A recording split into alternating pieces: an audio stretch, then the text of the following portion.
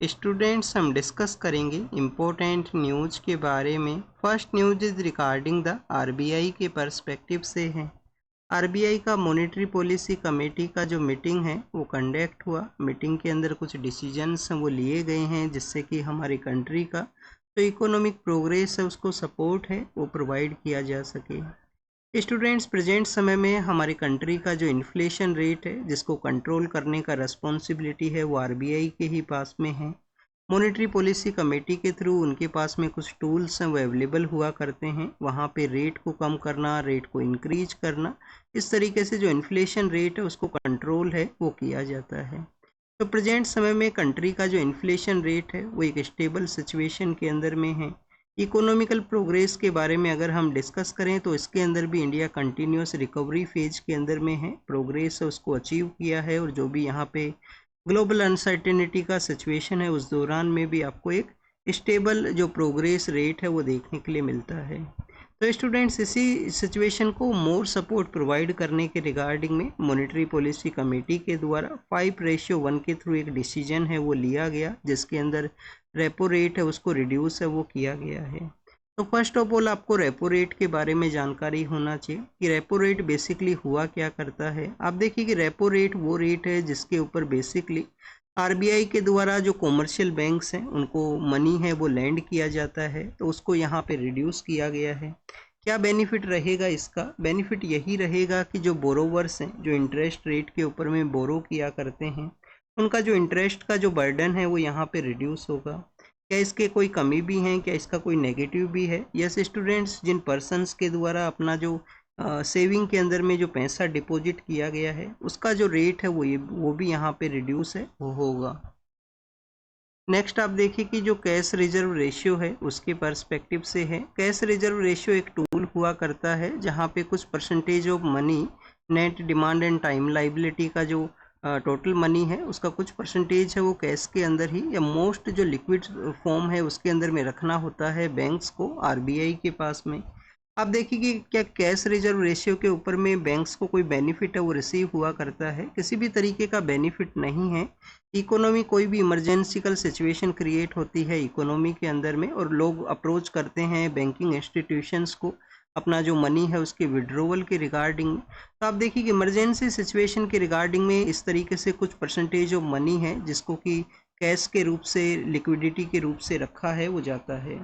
तो यहाँ पे कैश रिजर्व रेशियो है उसके थ्रू भी आप देखिए कि जो मोर बैंक्स हैं वो लैंड कर सकें, मनी है वो मार्केट के अंदर में जा सके, उसके रिगार्डिंग भी जो डिसीजन है मॉनेटरी पॉलिसी कमेटी के द्वारा लिया गया।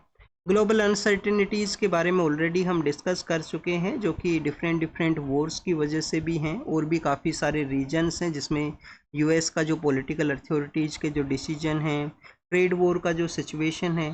तो इस ग्लोबल अनसर्टेनिटी की सिचुएशन के अंदर भी इकोनॉमिक हमारा प्रोग्रेस में है, सर्विस सेक्टर के अंदर में कंटिन्यूस एक्सपेंड है वो देखने के लिए मिला है और इन्वेस्टमेंट है वो भी यहाँ पे इंक्रीज है वो हुआ है। कुछ और भी फैक्टर्स हैं जिनके ऊपर में आरबीआई है जो यहाँ पे अपना डिस्कशन है वो कैरी आउट करता है, जैसे कि मानसून के बारे में कि अच्छा अगर यहाँ पे मानसून है वो रिसीव होता है जो कि आप देखिए कि आईएमडी के द्वारा प्रेडिक्ट किया गया है कि अबाउ देन द नॉर्मल जो मानसून है वो रिसीव होगा। तो मानसून अगर अच्छा रिसीव होगा तो भी यहाँ पे इस तरीके से इकोनॉमिक प्रोग्रेस है, एग्रीकल्चर सेक्टर है और इन्फ्लेशन है उसको कंट्रोल है वो किया जा सकता है। तो आरबीआई के बारे में हमने डिस्कस किया। आरबीआई का फाउंडेशन कब है? 1934 के समय इसका फाउंडेशन हुआ करता है और हेडक्वार्टर कहाँ पे हुआ करता है स्टूडेंट्स? जो मुंबई है वहाँ पे इसका हेडक्वार्टर है वो सिचुएटेड है।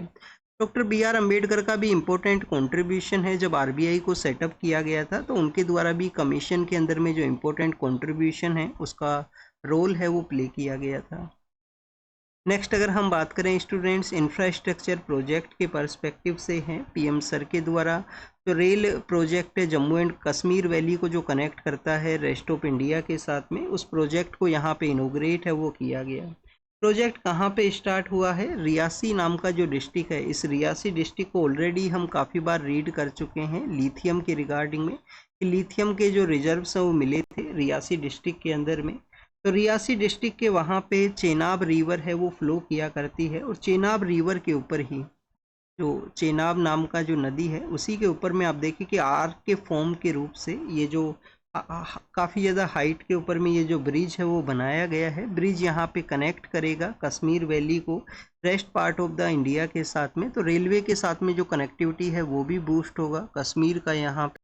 इसके अलावा स्टूडेंट श्रीनगर कटरा जो एक रेल ब्रिज है जो कि केबल के ऊपर में स्टे है, उसका भी यहाँ पे इनोग्रेट है वो किया गया है पीएम सर के द्वारा। वहाँ पे इनोग्रेशन स्पीच के अंदर में उनके द्वारा ऑपरेशन सिंदूर के बारे में मेंशन करते हुए कहा गया कि पाकिस्तान के द्वारा टेररिस्ट है वो इंडिया के अंदर में सेंड किए जाते हैं, इंडियन डिफेंस फोर्सेज उन टेररिस्ट को हमेशा एलिमिनेट करता है, और ऑपरेशन सिंदूर के थ्रू हमारी सिक्योरिटी फोर्सेज के द्वारा पाकिस्तान के अंदर में जो टेरर ऑर्गेनाइजेशन के बेस थे उनको डिस्ट्रॉय है वो किया गया।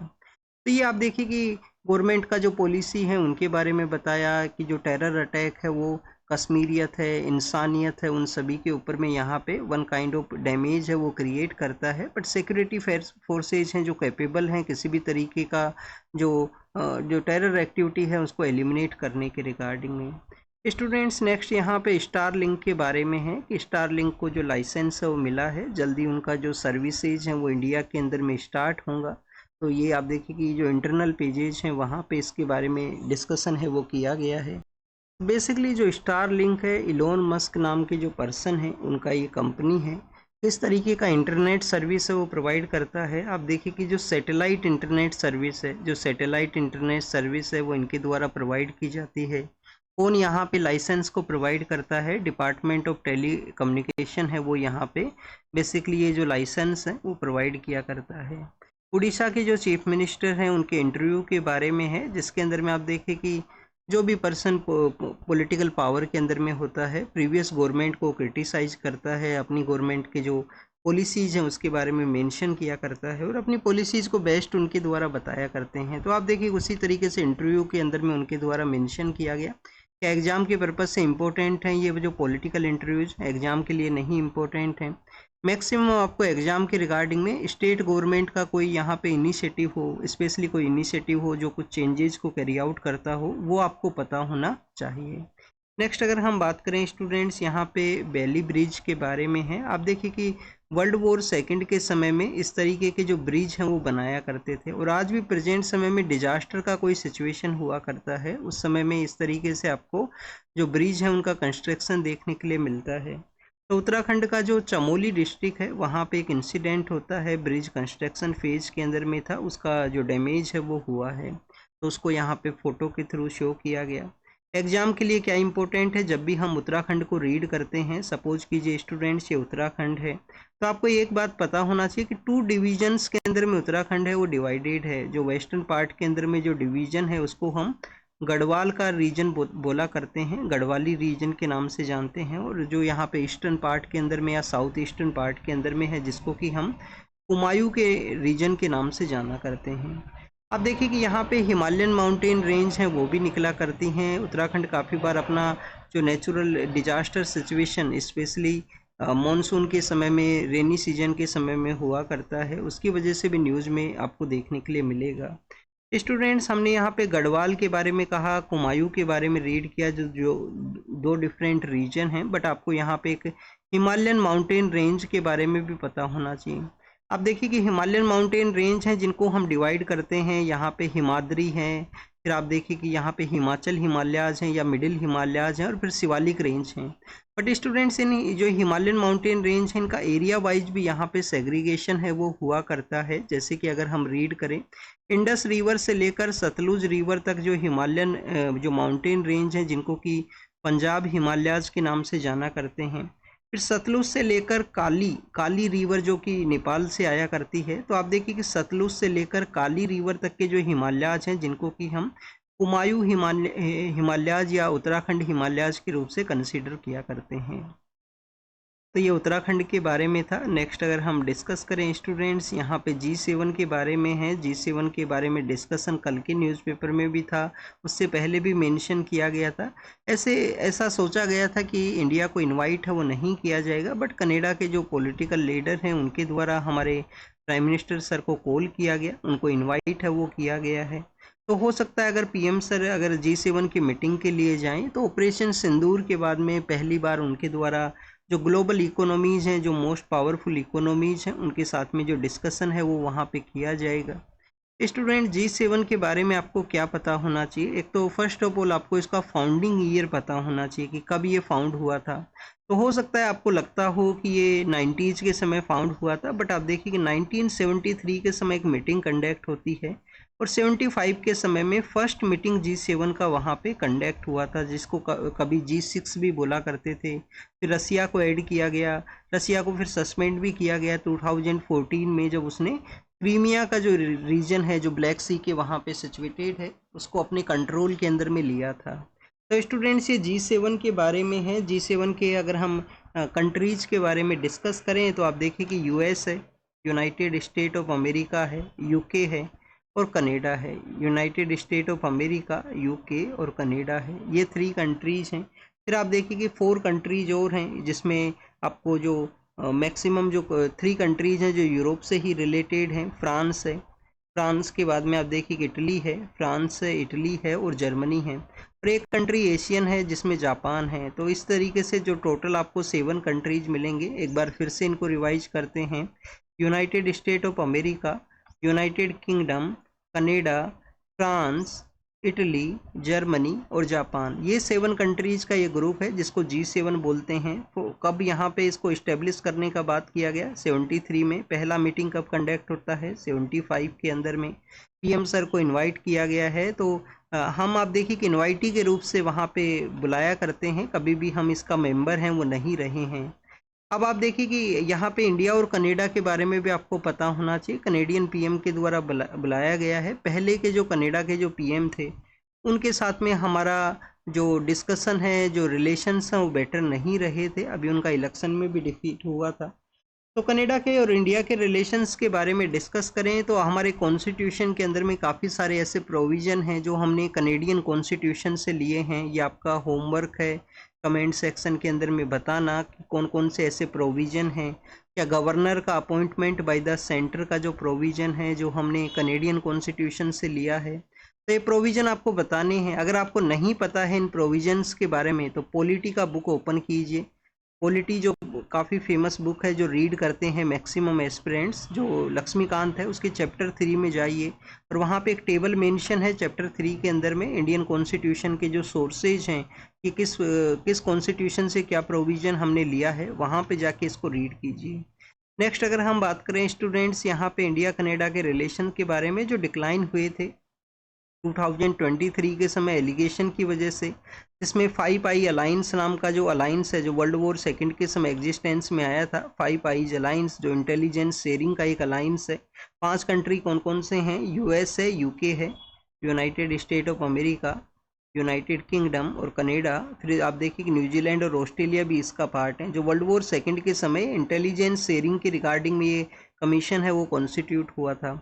तो 5 आई अलाइंस उस समय न्यूज़ में आता है। फिर इंडिया और कनाडा में आप देखिए कि जो पर्सन एंटी इंडिया सेंटीमेंट को कैरी आउट करते हैं, जो खालिस्तानी जिनका आइडियोलॉजी है, तो उन पर्सनस के द्वारा कनिष्का नाम का एक जो प्लेन हुआ करता था जिसको भी बॉम्बिंग है वो किया गया था 1985 के समय में।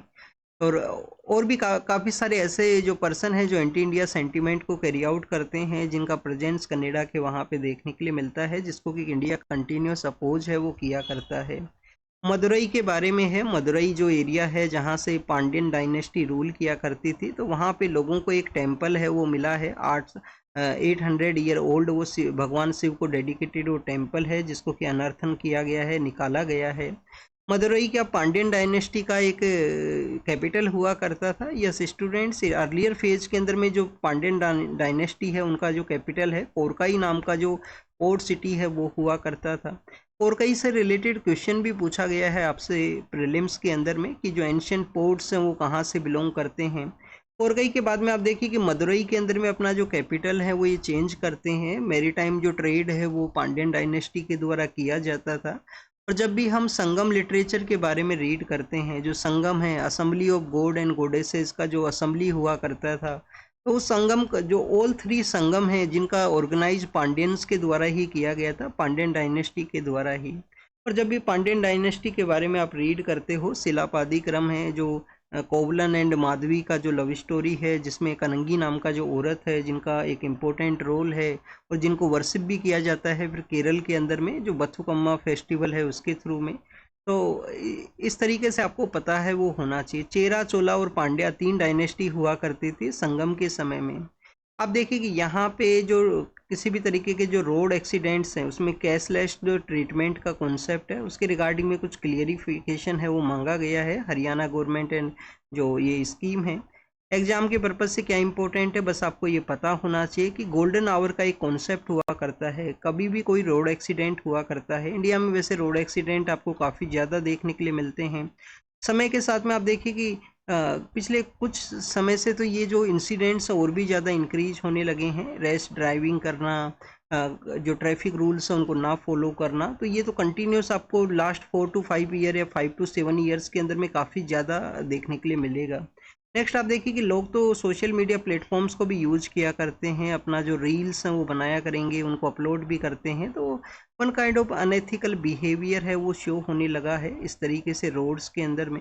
रोड एक्सीडेंट्स के बारे में अगर हम डिस्कस करें तो आप देखिए कि 1.5 या 1.7 लाख के आसपास लोग हैं जो अपना लाइफ को, आप देखिए कि उनका डेथ है वो होता है रोड एक्सीडेंट के अंदर में ईयरली बेसिस के ऊपर में। Ministry of highway and road transport के द्वारा एक स्कीम लाया गया था कि वो गोल्डन आवर का जो समय है जब भी रोड एक्सीडेंट होता है तो उसमें जो कैशलेस ट्रीटमेंट है वो किया जाए। अब उसी का यहाँ पे क्लेरिफिकेशन मांगा है वो गया है। नेक्स्ट अगर हम बात करें स्टूडेंट्स केरला कोस्ट के बारे में है, आप देखिए कि वहाँ पे एक मेडिटेरियन बेस जो एक कंट्री है, लाइबेरिया नाम का जो कंट्री है वेस्टर्न पार्ट ऑफ अफ्रीका के अंदर में है, वहाँ का बेसिकली ये जो शिप है वो हुआ करता था जो अपना संक करता है सी के अंदर में। और संक करने की वजह से आप देखिए कि जो कंटेनर्स हैं वो भी सी के अंदर में चले जाते हैं, जिसमें कुछ कंटेनर्स के अंदर में हैजार्डियस जो मटेरियल है उसका प्रेजेंस था। कैल्शियम कार्बाइड है जो कि एक रिएक्टिव है। इसके अलावा आप देखिए कि ऑयल है, यहाँ पे ऑयल का भी प्रेजेंस था। ऑयल के अलावा स्टूडेंट यहाँ पे डीजल का भी प्रेजेंस था इन कंटेनर्स के अंदर में। और अगर हम टोटल कंटेनर्स की भी बात करें तो मोर देन 600 यहाँ पे जो कंटेनर्स हैं वो थे इस शिप के ऊपर में। तो इनका इस तरीके से संक होने की वजह से हमारा जो मेराइन जो लाइफ है, जो वहाँ पे कोस्टल मैनेजमेंट है, उसके रिगार्डिंग में कंसर्न्स को रेज करता है। एनजीटी के द्वारा इसका जो सुमोटो कोग्निजेंस वो भी लिया गया था इस इंसिडेंट का। और जो शिप के ओनर्स हैं उनसे पूछा गया है कि उन कंटेनर्स के अंदर में क्या था बेसिकली वो आप बताइए।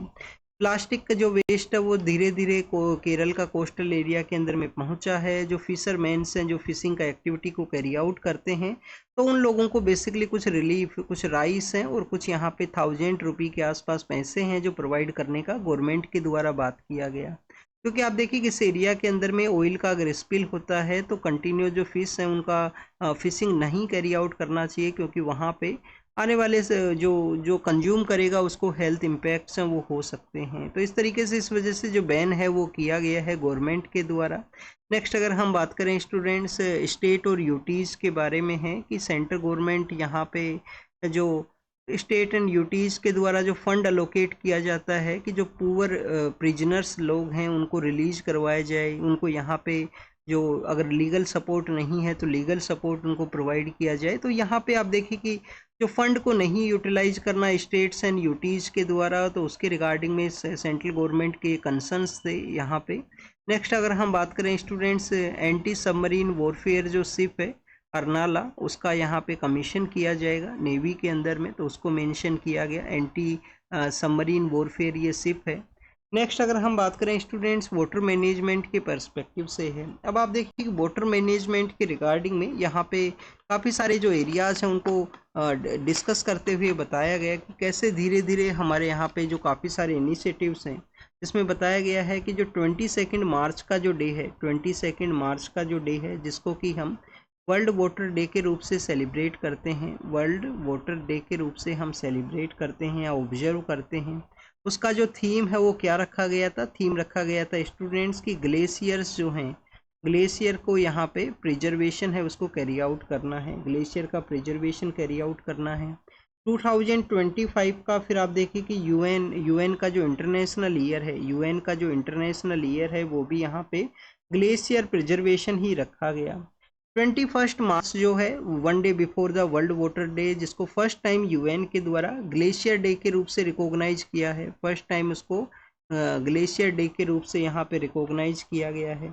और 2025 से लेकर 2035 का जो टाइम पीरियड है, ये जो 10 ईयर का टाइम पीरियड है, इसको decade of action on the cryospheric जो साइंस है उसके ऊपर में एक्शंस के रूप से, डिकेड के रूप से इसको कंसिडर किया गया।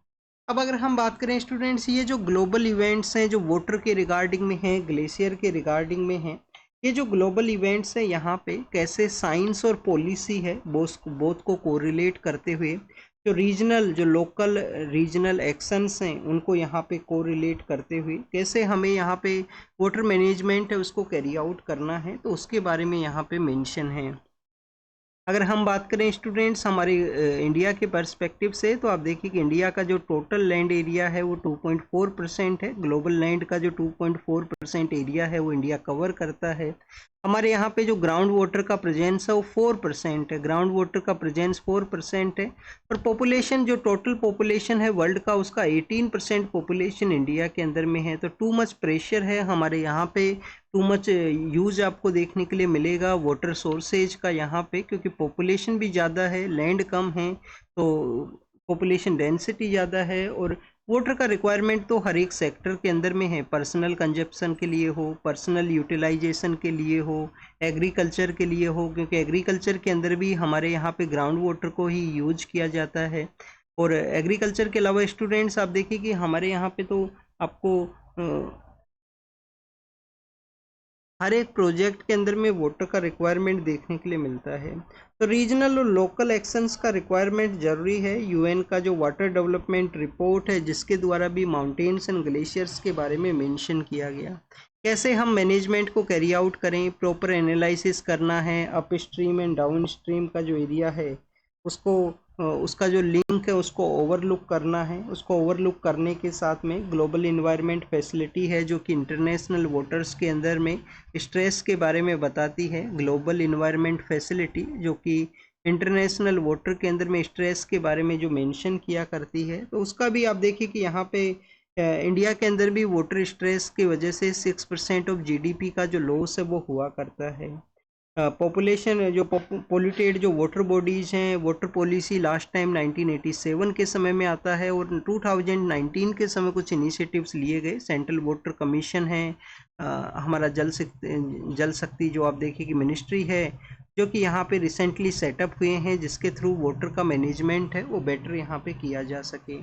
नेक्स्ट अगर हम बात करें स्टूडेंट्स फूड सेफ्टी के स्टैंडर्ड्स के बारे में है, फूड सेफ्टी के पर्सपेक्टिव से यहाँ पे डिस्कस किया गया है कि 7 जून का जो डे है, 7 जून के डे को वर्ल्ड फूड सेफ्टी डे के रूप से ऑब्जर्व है वो किया जाता है। और इस साल जो वर्ल्ड फूड सेफ्टी डे का जो थीम है वो रखा गया है कि food safety science in action, कि साइंस को एक्शन में लेते हुए फूड सेफ्टी को इंश्योर करना है। सबसे पहले अगर हम इंडिया के अंदर में फूड सेफ्टी के स्टैंडर्ड्स के बारे में डिस्कस करें या जो इनिशिएटिव्स लिए गए हैं, तो 1954 के समय में फूड एडल्ट्रेशन एक्ट है वो आता है कि फूड का जो एडल्ट्रेशन है उसको हमें रोकना है। Prevention of food adulteration act, prevention of food adulteration act. फिर 2006 के समय food safety and standard authority of India है, एफएसएसआई है, उसका सेटलमेंट, उसका इस्टेब्लिशमेंट होता है food safety and standard act के थ्रू में। तो ये यहाँ पे फूड की रिगार्डिंग में हमारे यहाँ पे जो इम्पोर्टेंट ऑर्गेनाइजेशंस हैं, बट आप देखिए कि स्टिल हमारे फूड सेफ्टी के जो स्टैंडर्ड्स है उनका फॉलो जो प्रोसेस है वो नहीं देखने के लिए मिलता है। एफएसएसआई के द्वारा ही 2020 के समय में फूड जो एफएसएसआई ने डेवलप किया है, इंडिया का फूड सेफ्टी स्टैंडर्ड है उसको डेवलप किया है। जो गैप हैं हमारे यहाँ पे फूड सेफ्टी के जो लॉज हैं उसके अंदर में जो गैप्स हैं, जो चैलेंज हैं, उनका एक रिस्क असेसमेंट है उसको कैरी आउट करने का ज़रूरत है। टोटल डाइट स्टडी टीडीएस है उसको भी कैरी आउट किया जाए, जिससे कि यहाँ पे अंदाज़ा लगाया जाए कि कैसे यहाँ पे किस तरीके का फूड का जो कंजप्शन है वो average human being, average Indian citizen के द्वारा कैरी आउट किया जाता है। लेगेसी के कुछ इश्यूज भी हैं यहाँ पे, कुछ जो अर्लियर जो इश्यूज हैं उनका कंटिन्यूस एक लेगेसी आपको देखने के लिए मिलेगा, तो उसको भी यहाँ पे एक मेजर रीजन है वो बताया गया है। और आप देखिए कि साइंटिफिक जो टेम्पर है, जो साइंटिफिक जो प्रेजेंस है उसका ज़रूरत है, वो होने का ज़रूरत है फूड सेफ्टी लॉज हैं उसके अंदर में भी। लास्ट ईयर स्टूडेंट्स हमने ऑलरेडी रीड किया है कि जो डेवलपिंग कंट्रीज हैं, जो पुअर कंट्रीज हैं, उन कंट्रीज के अंदर में आप देखिए कि जो फूड का जो यहाँ पे जो कंपनीज हैं वो हाई सोल्ट कंटेंट है, हाई जो शुगर कंटेंट है उसको बेसिकली प्रोवाइड करते हैं उस फूड आइटम्स के अंदर में। उनकी प्रिजर्वेशन के रिगार्डिंग वो एक प्रोसेस हुआ करता है। और ये ऐसे आप देखिए कि हेल्थ के ऊपर जो इम्पैक्ट है वो भी आपको उन सिटीजन्स के ऊपर में देखने के लिए मिलेगा। ऑलरेडी हमारे यहाँ पे न्यूट्रिशनल फूड का कमी है, स्टंटिंग एंड वेस्टिंग के जो हाईएस्ट नंबर ऑफ पर्सन है वो इंडिया में आपको देखने के लिए मिलते हैं। नेक्स्ट अगर हम बात करें स्टूडेंट्स, यहाँ पे जर्मनी के जो चांसलर हैं उनके बारे में हैं, जो कि यूएस के प्रेसिडेंट से मिले हैं, डोनाल्ड ट्रंप से। नाटो के रिगार्डिंग में उनका जो कमिटमेंट है, नॉर्थ अटलांटिक ट्रीटी ऑर्गेनाइजेशन के रिगार्डिंग में उनका जो कमिटमेंट है उसको यहाँ पे बताया गया है। हेडक्वार्टर कहाँ है नाटो का? ब्रसेल्स नाम की जो जगह है, बेल्जियम का कैपिटल है ब्रसेल्स, वहाँ पे इसका हेडक्वार्टर है वो सिचुएटेड है। जर्मनी के बारे में आपको पता होना चाहिए, 1871 के समय में जर्मनी को यूनिफाइड किया जाता है। किसके द्वारा? बिस्मार्क के द्वारा इसको यूनिफाइड किया जाता है। और फिर 1990 के समय में जर्मनी का फिर से रीयूनिफिकेशन है वो आपको देखने के लिए मिलेगा, जब ईस्ट जर्मनी वेस्ट जर्मनी का जो दीवार है वो लोगों के द्वारा गिरा दी जाती है। कुछ इजरायली सोल्जर्स हैं जिनका डेथ हुआ है गाजा के अंदर में, ये वहाँ के इजराइल के जो पॉलिटिकल लीडर हैं उनके द्वारा कहा गया। यूएन के जो ह्यूमन राइट काउंसिल के जो ह्यूमन राइट चीफ हैं, उनके द्वारा कहा गया है कि यूएस के द्वारा जो इंटरनेशनल क्रिमिनल कोर्ट के जो जजेज हैं उनके अगेंस्ट में जो सैंक्शंस लगाए गए हैं उसको रिकंसीडर करना चाहिए, उसको एक बार फिर से विड्रोवल करने का ज़रूरत है। ह्यूमन राइट काउंसिल के बारे में पता होना चाहिए, 2006 के समय इसको सेटअप किया गया था। 47 इसके मेंबर कंट्रीज हुआ करते हैं। एक बार कोई मेंबर बनता है तो 3 ईयर का टेन्योर हुआ करता है, और कंटिन्यूस 2 टाइम्स के लिए मेंबर है वो बन सकता है। 2 टाइम्स के बाद में 3rd टाइम्स के लिए उसको ब्रेक लेना होगा और फिर अदर कंट्री वहाँ पे आएंगे, फिर आप देखिए कि फिर 2 टाइम्स है वो कंटिन्यूस अपना मेंबरशिप को कैरी आउट कर सकता है। हंगरी नाम का जो कंट्री है वहाँ पे एलजीबीटी जो राइट्स हैं, उनके एलजीबीटी के जो सिंबल्स हैं उसको प्रोहिबिट किया गया है। और बांग्लादेश के जो यहाँ पे एडवाइज़र जो हैं गवर्नमेंट के, तो उनके द्वारा कहा गया 26 के समय में अप्रैल में इलेक्शंस कंडक्ट होंगे।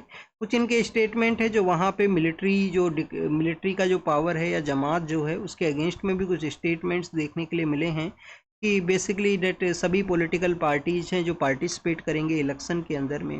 और यूएस के अंदर में आप देखिए कि डोनाल्ड ट्रंप जो यूएस के प्रेसिडेंट हैं, एलोन मस्क जो वहाँ पे एक पर्सन थे जो इन बोथ का सपोर्ट हुआ करता था, बट इनके रिलेशनशिप के अंदर में कुछ लिटिल बिट डिक्लाइन हुआ है एक दूसरे के अगेंस्ट में। ट्विटर के ऊपर में भी आप देखिए कि इनके ट्वीट्स हैं वो देखने के लिए मिले थे।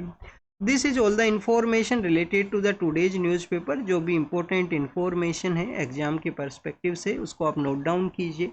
जो क्वेश्चंस आपसे पूछे गए हैं वो कमेंट सेक्शन के अंदर आपको आंसर देना है। तो thank you students, thank you very much.